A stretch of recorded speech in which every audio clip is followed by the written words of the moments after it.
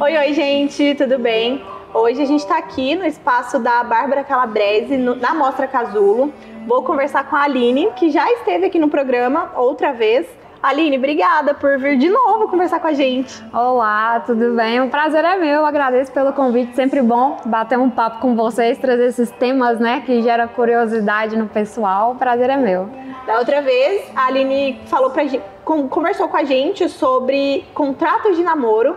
E agora a gente vai conversar sobre as cláusulas que tem chamado a atenção aí no pacto antinupcial, né?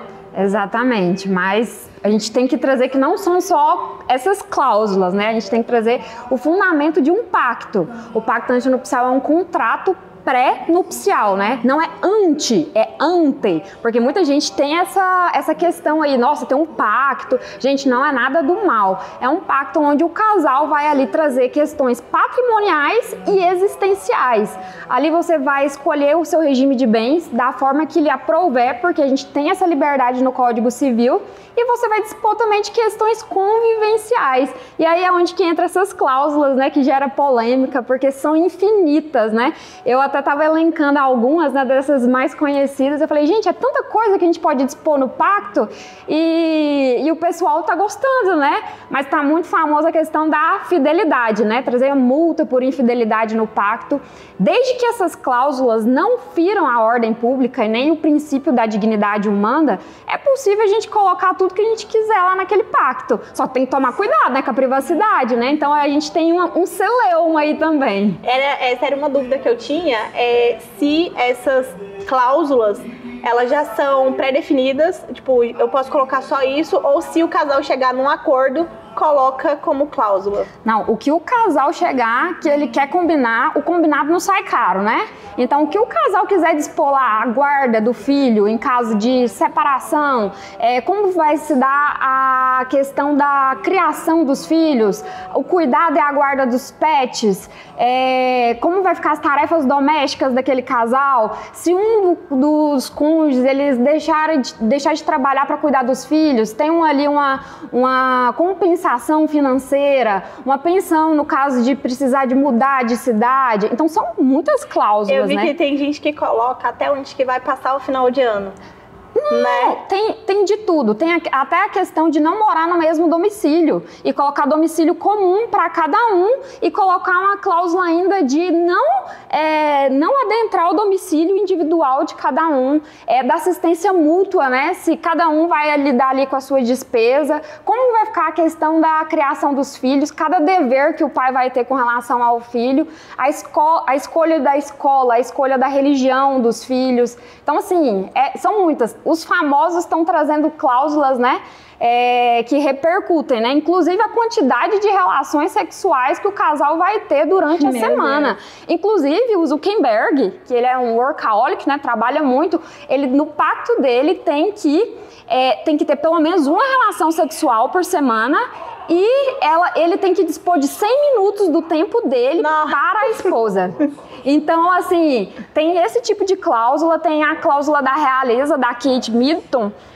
Quando eles foram casar, a Rainha Elizabeth colocou que, no caso de divórcio, ela tinha que abrir mão do título dela, abrir mão de tudo que diz respeito à realeza e nunca dar entrevista para a mídia sobre o casamento ou situações da realeza. Então, assim, os famosos trazem impactos que repercutem, mas isso pode trazer para a nossa realidade. Então, assim, tem que tomar cuidado na hora de colocar, porque quem vai conferir o cumprimento, gente? Por exemplo, uma cláusula de quantidade de relações sexuais. Se a pessoa está descumprindo, como você vai comprovar que ela está descumprindo? Então, a gente tem que ter um certo cuidado. É importante buscar orientação jurídica na hora de fazer esse pacto, né? Você falou de privacidade, eu vi inclusive a questão de expor a família nas redes sociais. Exato. Porque às vezes eu gosto de expor as minhas coisas ali e o meu parceiro não. Exato. Então, é uma das questões, a exposição da família, a privacidade nas redes sociais, a questão de ter contatos...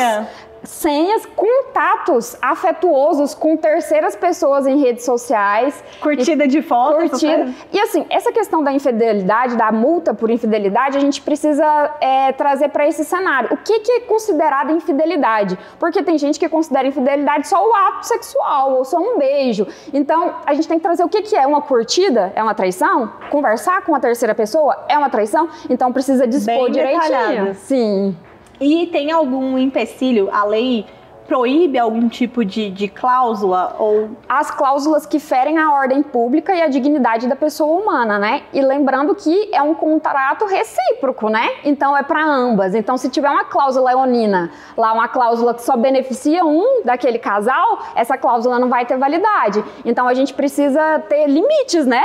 Não pode sair dispondo a bel prazer. Então tem que respeitar a ordem pública e o princípio da dignidade humana ali trazido na Constituição Federal. No começo você falou que o pacto, ele é feito, nele coloca o regime de casamento, né? Como é que vai ser? Todo mundo tem que fazer esse pacto e aí escolhe a cláusula, como é que funciona? Não, na maior parte dos casos, não é nem a nossa cultura ainda, né? Isso está chegando agora, porque é uma forma de planejamento familiar, patrimonial e sucessório, né? Então as pessoas estão se planejando mais, ainda mais depois da pandemia. Então, a pessoa ela vai organizar ali o seu regime de bens. Se ele não optar por um regime diferente da comunhão parcial, que é nosso regime legal, dispensa o pacto. Até esses dias eu fiz um pacto que eu trouxe no regime da comunhão parcial só uma cláusula existencial, que é a cláusula da fidelidade. Então, mesmo no regime da comunhão parcial pode ser trazido o pacto. Só que nos outros regimes é obrigatório. Se você quer casar no comunhão universal de bens ou no regime da separação de bens, esse pacto é obrigatório para dispor das questões patrimoniais. Aí se você vai colocar uma questão existencial, convivencial, aí já fica a seu critério. E quem que eu devo procurar na hora de fazer esse pacto feito antes do casamento, né? Quanto tempo antes do casamento eu tenho que procurar o profissional? Olha, esse pacto ele precisa ser feito antes de levar a documentação para o cartório de registro civil. Então ele vai ser uma escritura pública feita no tabelionato de notas e levado para averbar junto com aquela papelada do casamento no cartório de registro civil. É importante buscar uma orientação jurídica de um advogado especializado na área para te explicar sobre as questões do regime de bens, né? Quais são as consequências, tanto porque o casamento uma hora acaba. Seja pelo divórcio ou pela morte, o casamento vai acabar. Então é importante entender os reflexos do regime de bens e nada como um profissional para te explicar. E aí você averbou, se casou, depois do casamento, para ter validade perante terceiros, esse pacto ele também precisa ser registrado no cartório de registro de imóveis, senão ele não vai ter validade. Independente se esse casal tem imóveis, ele precisa ser levado a registro.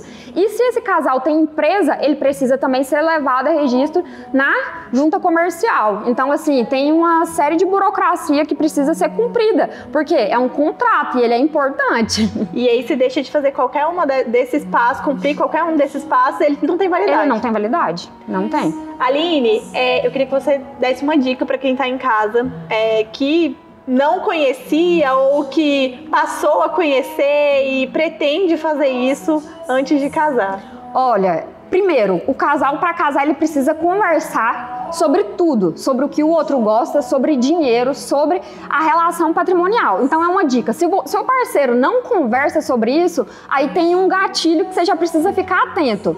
Se vocês conversaram, discute, coloca tudo no papel e aí vocês vão partir para essa parte burocrática. Mas a dica é, se organize, se planeje antes de entrar numa relação que a gente pensa que é para a vida inteira, né? A gente planeja que seja para a vida inteira, que vai casar e não vai separar, né? É o que a gente pensa, né? Mas depois da Sandy... Sandy e Fátima Bernardes, a gente ressignifica essa questão. Aline, muito obrigada mais uma vez aqui com a gente e as portas continuam abertas para você. Muito obrigada, um abraço para todo mundo aí e eu agradeço pelo convite, Andressa, sempre bom estar com vocês. É isso, eu espero que vocês tenham gostado. Até a próxima. Tchau, tchau. Tchau.